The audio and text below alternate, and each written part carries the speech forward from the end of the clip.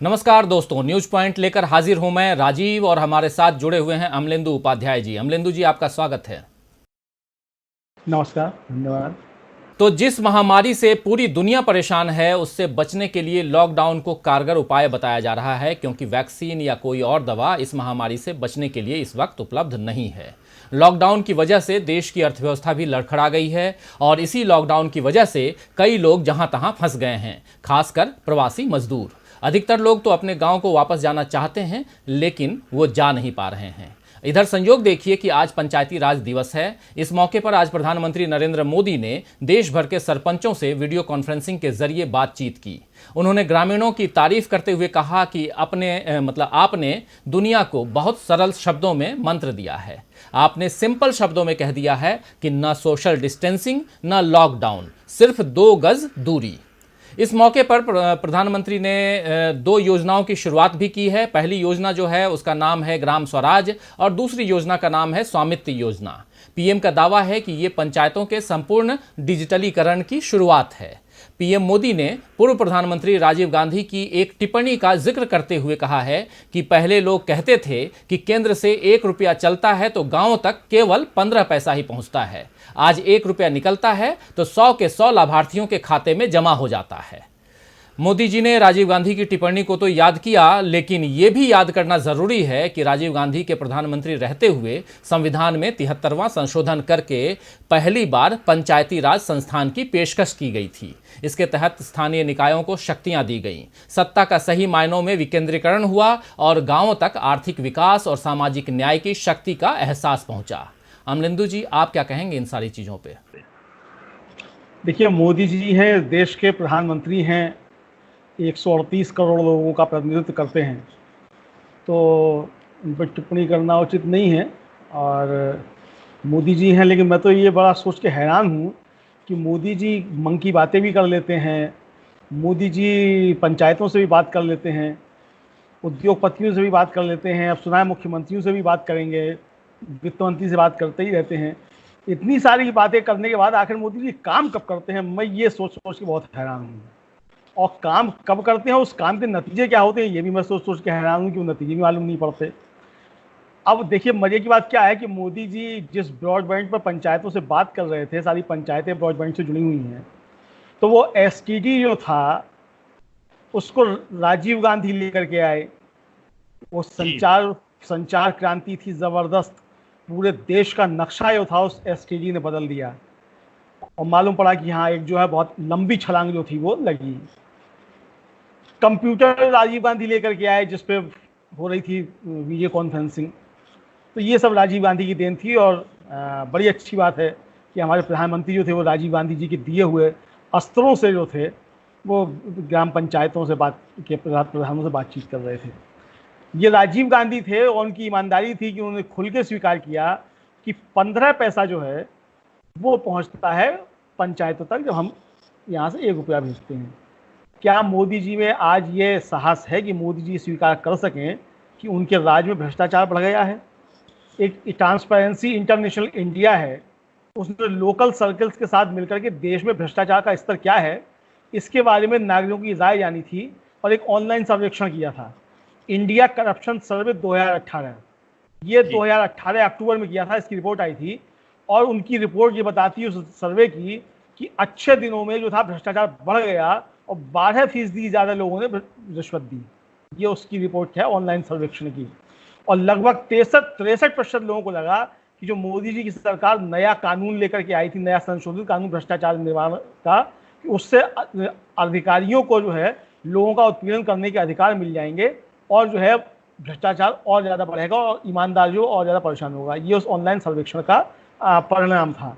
तो क्या हमारे माननीय प्रधानमंत्री जी इसको स्वीकार करने की हिम्मत दिखा सकते हैं? मुझे लगता है कि नहीं दिखा सकते। 73वां संविधान संशोधन हुआ, जैसा कि आपने भी बताया, और नई त्रिस्तरीय पंचायती राज व्यवस्था लागू हुई। और वो जो संशोधन हुएगा वो पूरी तरीके से लागू अगर हो जाए आज भी, तो इस देश का नक्शा ही बदल जाएगा एकदम से। ठीक है। और ये उस के बाद ही जो था, जब ये 88 में लागू हुआ संविधान संशोधन, उसके बाद जो था ये हुआ कि 33% जो है वो महिलाओं को उसमें आरक्षण मिला। पंचायतों में।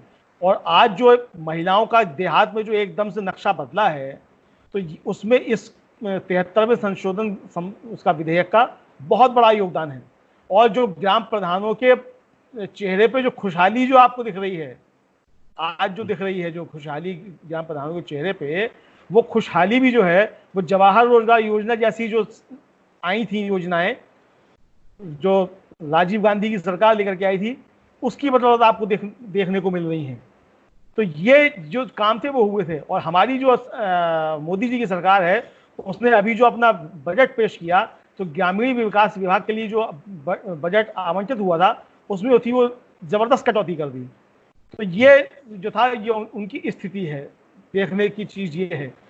और मोदी जी बातें बहुत अच्छी करते हैं, मोदी जी नारे भी बहुत अच्छे देते हैं। और उन्होंने नारा दे दिया कि आप लोगों ने जो 2 गज की दूरी का जो है वो आपने सब बता दिया, लेकिन मोदी जी ने ये नहीं पूछा ग्राम पंचायतों के लोगों से कि आपका आलू क्या भाव बिका इस लॉकडाउन में, आपका टमाटर क्या भाव बिका, दूध जो आपका 45 रुपये बिक रहा था, इस लॉकडाउन में उस दूध की स्थिति क्या है, आपका दूध बिका कि नहीं बिका। ये जहमत भी उठाते प्रधानमंत्री अगर पूछने की, मुझे लगता है काफी अच्छा रहता है। मेरी आज ही एक गांव में बात हुई, एक मित्र से, गांव में रहते हैं वो, तो मैंने पूछा तुम्हारे यहाँ क्या स्थिति है। उनका स्थिति बहुत खराब है, हमारा सामान बिक नहीं रहा, दूध की स्थिति ये है कि जो दूध 45 रुपये बिकता था वो 25 रुपये लीटर बिक रहा है, और बाहर जा ही नहीं रहा। गांव में ही जो लोग हैं वही जो ले पा रहे हैं वो ले पा रहे हैं। ये स्थिति जो है ये इस लॉकडाउन के अंदर हुई है पंचायतों की। इस पर जो था वो ध्यान देने की आवश्यकता जो है वो जो थी, कोई बात मोदी जी ने नहीं की। जी बिल्कुल नहीं की है। और हम ये भी देख रहे हैं कि ग्रामीण भारत पर इस विपदा का दूरगामी असर पड़ने वाला है। जो अभी पड़ा है वो तो है ही, और पड़ने वाला भी है, क्योंकि देश का जो आर्थिक और सामाजिक परिदृश्य है वो अब बदल रहा है। लॉकडाउन की वजह से लाखों मजदूर बेरोजगार होकर अपने गांव लौट गए हैं, और कई लौटने वाले हैं। पहले खेती किसानी से कमाई न होने की वजह से, ये कुटीर उद्योगों के बंद होने के कारण, या कोई रोजगार की तलाश में लाखों लोग जो हैं शहरों की ओर रुख किया करते थे और शहरों को आ गए थे। लेकिन अब शहर में उनके लिए जगह नहीं है, और गांव में रोजी रोटी का कोई दूसरा आसरा वहां दिखाई भी नहीं दे रहा है। यह भी दिख रहा है कि मनरेगा और पीएम किसान योजना जैसे उपाय जो हैं वो भी लंबे समय तक साथ नहीं देने वाले हैं। तो अमलेंदु जी, आपको क्या लगता है कि इस महामारी से निपटने के बाद कैसी होगी गांवों की सूरत? अभी जो है इस पीरियड में वो तो हम देख ही रहे हैं, लेकिन हम एक दूरगामी सूरत की बात कर रहे हैं कि आने वाले समय में क्या स्थिति होने वाली है।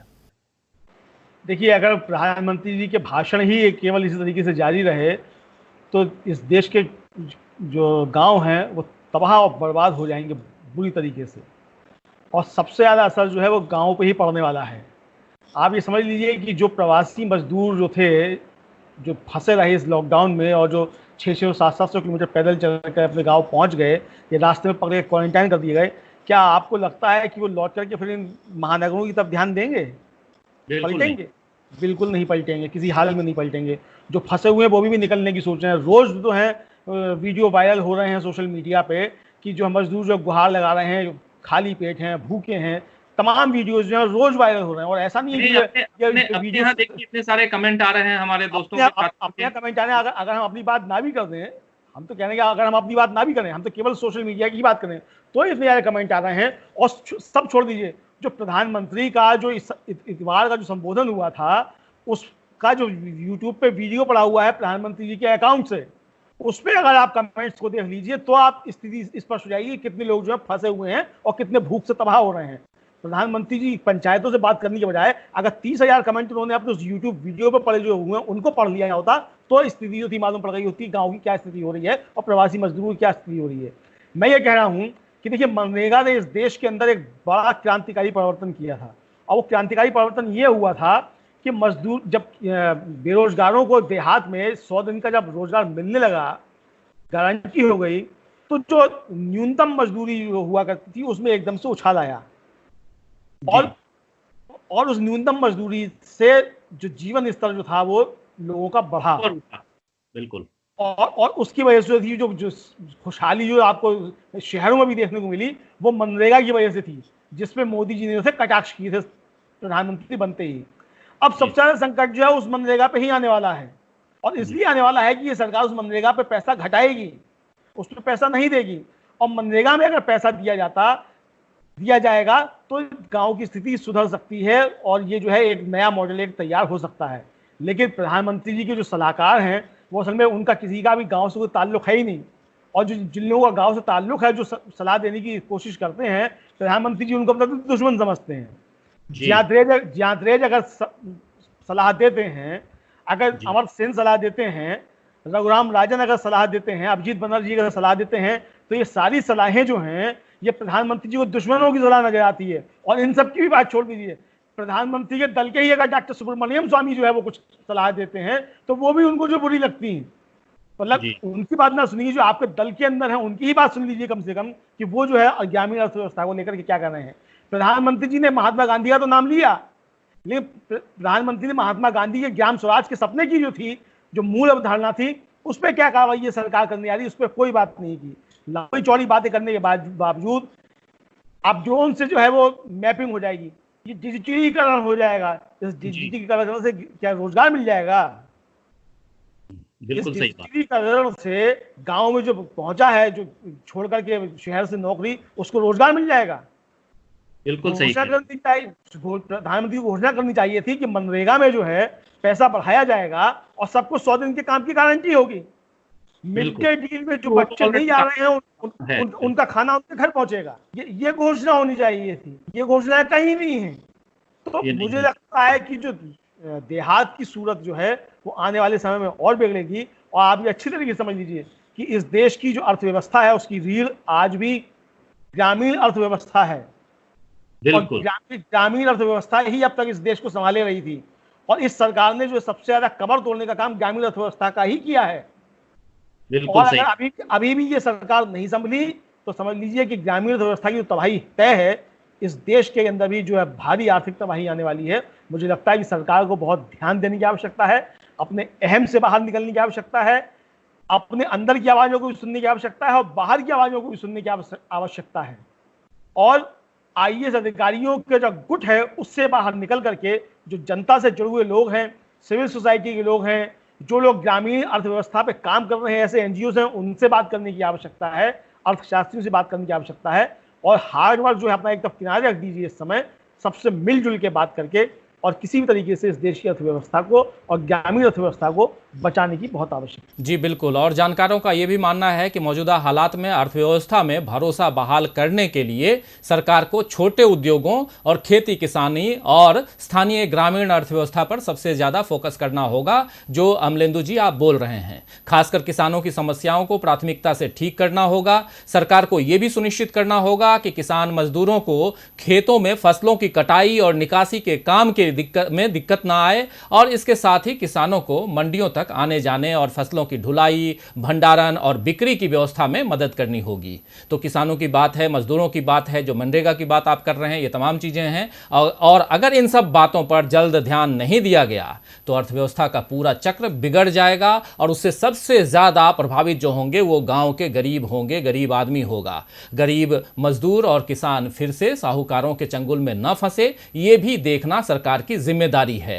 इसके साथ साथ पंचायती ढांचा जो है उसकी मजबूती के बदौलत ही देश आगे जा सकता है, जो हम सब जानते हैं। और इसीलिए पंचायती राज की व्यवस्था इस देश में हुई है। और खासकर इस परेशानी के वक्त जब ग्रामीण जीवन में मतलब जो स्थिति बनी हुई है अभी, इस समय गांव का जो जीवन स्तर है उसको बढ़ाने के लिए पंचायतों की भूमिका अहम होने वाली है। और ये हमेशा से सबने माना है। और गांधी जी उस जमाने में जब ग्राम स्वराज की परिकल्पना वो कर रहे थे, महात्मा गांधी, उस समय से हम सब जानते हैं कि गांव को मजबूत करना ही एक आखिरी उपाय है। इस देश की इकोनॉमी को मजबूत करना, इस देश के पूरे मतलब जो जीवन शैली है, जो ढांचा है, उसको मजबूत करने के लिए। इसलिए जरूरत है कि मोदी सरकार वादे के अनुसार, जो आज वादा मोदी जी कर रहे थे, उस वादे के अनुसार गांवों को मजबूत करे, गांवों की इकोनॉमी को मजबूत करे, मनरेगा पर ध्यान दे। और किसान जो उन्होंने पीएम किसान योजना जिसमें 6,000 रुपए देने की बात है, उसको मजबूती करें। कुछ राहुल गांधी के भी अपने जो सुझाव हैं, कांग्रेस पार्टी के जो सुझाव हैं उसको भी अमल में लाएं।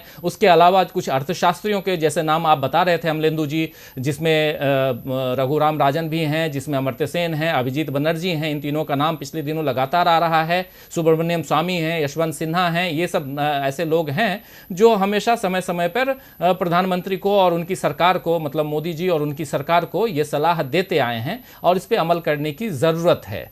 तो अमलेंदु जी, आपने चर्चा में भाग लिया, इसके लिए वक्त निकाला, इसके लिए आपको बहुत बहुत धन्यवाद। और दोस्तों, आपने इस एक गंभीर विषय पे आज की जो हमारी चर्चा है, परिचर्चा है, उसको सुनने के लिए आपने वक्त निकाला, उसके लिए आपको भी बहुत धन्यवाद।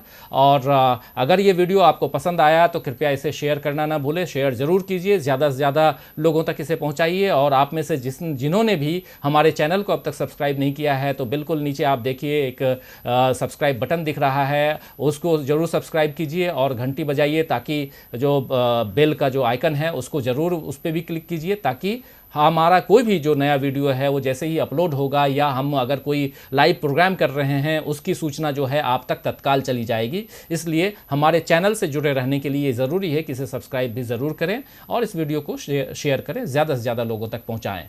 तो आपने फिर से मैं आप सबको शुक्रिया अदा करना चाहता हूँ कि आपने अपना वक्त निकाला और देखते रहिए DB लाइव। नमस्कार।